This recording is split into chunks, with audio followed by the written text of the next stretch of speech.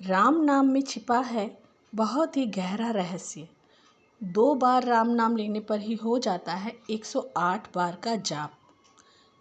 दोस्तों, आज भी हम लोग जब किसी से मिलते हैं तो अभिवादन करने के लिए राम राम कहते हैं।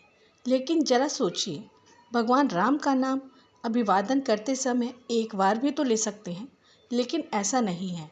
हम जब किसी से मिलते हैं और उनको अभिवादन करते समय भगवान राम के नाम का उपयोग 2 बार किया जाता है, राम राम।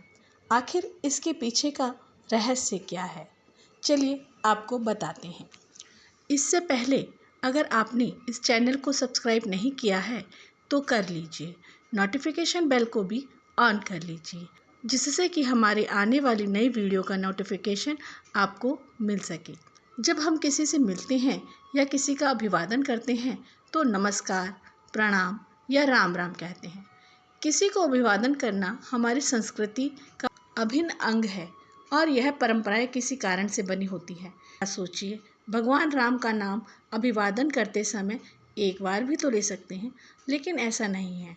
हम किसी का अभिवादन करते समय भगवान राम का नाम का उपयोग 2 बार करते हैं। आखिर इसके पीछे का रहस्य क्या है, आज हम बताते हैं। राम शब्द की उत्पत्ति कैसे हुई? राम शब्द संस्कृत के 2 धातुओं रम और धम से बना है।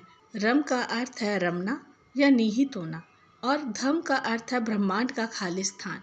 इस प्रकार राम का अर्थ सकल ब्रह्मांड में निहित या रमा हुआ है। करते समय राम नाम 2 बार क्यों बोलते हैं?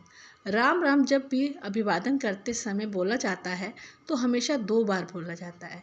इसके पीछे एक वैदिक दृष्टिकोण माना जाता है। वैदिक दृष्टिकोण के अनुसार पूर्ण ब्रह्म का मात्रिक गुणांक 108 है। वह राम राम शब्द 2 बार कहने से पूरा हो जाता है, क्योंकि हिंदी वर्णमाला में र 27वां अक्षर है, आ की मात्रा दूसरा अक्षर और म 25वां अक्षर है।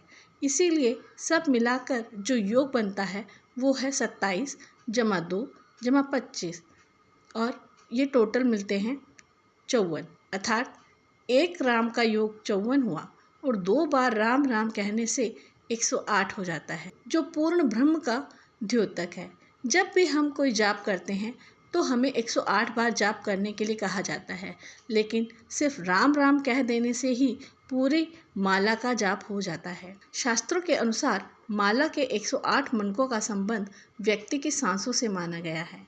एक स्वस्थ व्यक्ति दिन और रात के 24 घंटों में लगभग 21,600 बार श्वास लेता है। माना जाता है कि 24 घंटों में से 12 घंटे मनुष्य अपने दैनिक कार्यों में व्यतीत कर देता है और शेष 12 घंटों में व्यक्ति लगभग 10,800 बार सांस लेता है। शास्त्रों के अनुसार एक मनुष्य को दिन में 10,800 बार ईश्वर का स्मरण करना चाहिए, लेकिन एक सामान्य मनुष्य के लिए इतना कर पाना संभव नहीं हो पाता। इसलिए 2 शून्य को हटाकर जप करने के लिए 108 की संख्या शुभ मानी गई है, जिसके कारण जाप की माला में मनकों की संख्या भी 108 होती है। 108 का वैज्ञानिक महत्व क्या है? यहाँ अगर हम वैज्ञानिक तथ्य की बात करें तो 108 मनके की माला और सूर्य की कलाओं का एक दूसरे से संबंध माना गया है। वैज्ञानिक तथ्य के अनुसार एक वर्ष में सूर्य 2,16,000 कलाएं बदलता है।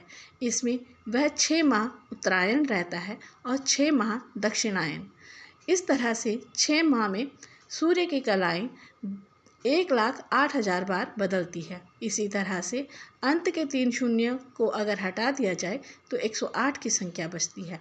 108 मनकों को सूर्य की कलाओं का प्रतीक माना जाता है। इसीलिए हम जब भी कोई जाप करते हैं तो 108 बार करते हैं। हमारे पास इतना समय नहीं होता कि हम 108 बार जप करें।